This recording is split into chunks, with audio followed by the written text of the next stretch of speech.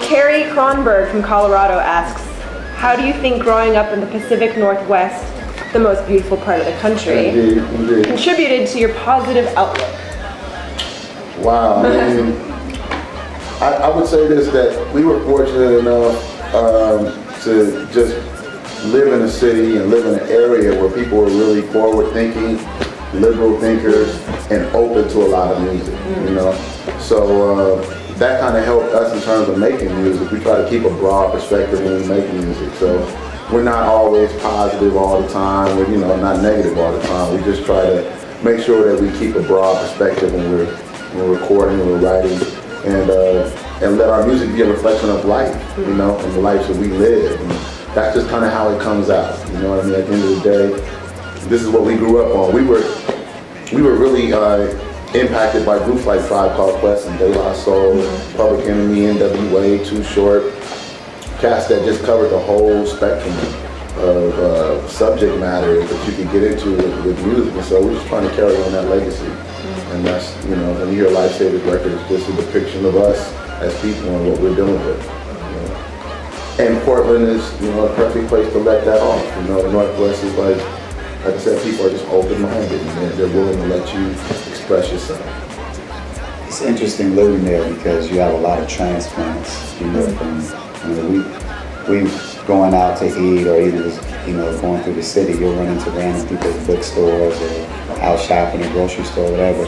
Yeah, I just moved here from Boston, I just moved here from New Jersey, I just moved here from LA, from Minnesota, from wherever. So, and for them to come to Portland and adjust to the people and the pace, you know, kind of like says something strong about the way, the lifestyle that people have there. You know, it is in us. Maybe some people are not used to being in such a, you know, the gear is a little slower from like LA or New York, but it's a great place to raise a family. You know, you're an hour from the beach, an hour from the mountain, and you know, although the weather, it rains a lot, you still got strong. You get a chance to experience all the seasons. You know, so I think that definitely has helped us in terms of like our writing.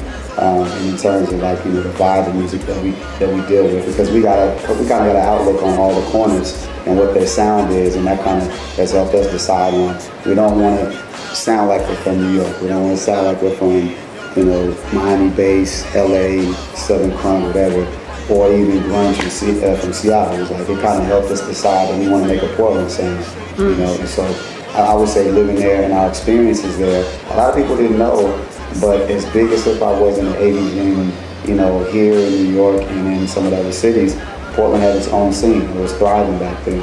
So since then, we've been growing and adding on to it. So, you know, I think it's had a lot to do with the development of our music. I think something Jumbo started to touch on too that's big is the fact that we don't have just like definite Portland sound. We don't, you know, it's on the West Coast, but it doesn't necessarily sound like Southern California or Bay Area or the East Coast or the South, and it's almost like this, it's just a mixture of kind of everything, you know, as well as we have like a big indie rock scene and stuff, so we're able to we don't have anything that's too strong of influence, because you know, you hear the South, a lot of stuff is starting to sound very much alike in the South, and it happens everywhere. And so we just kind of had the freedom to not even think about that. It's just like, how do we want our stuff to sound, as well as like being able to test it out in a market that's very open-minded for all of those styles of music too. So it's just a lot of creative freedom, and then also being on the edge of like quantum with that. I think that's why, you know, has a lot to do with the reason God is Fly is the way it is. It's just this whole creative massive. A lot of people talk about, you know, Crazy Blaze City, Portland, Oregon.